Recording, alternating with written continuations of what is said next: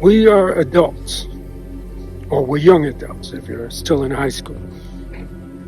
We know what bullying looks like.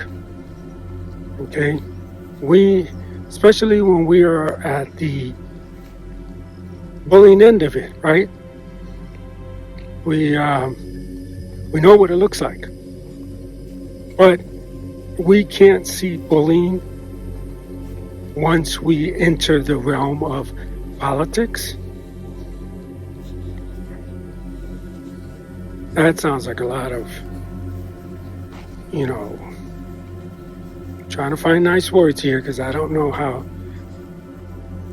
Spotify deals with cursing, but it's a lot of BS, folks. We know what bullying is. You're going to tell me that the Republican Party is not bullying people when they arrest senators for doing their job? When Senator Padilla went to go talk to, I believe, Christy Noem, and he gets slammed to the floor and then arrested? We don't know.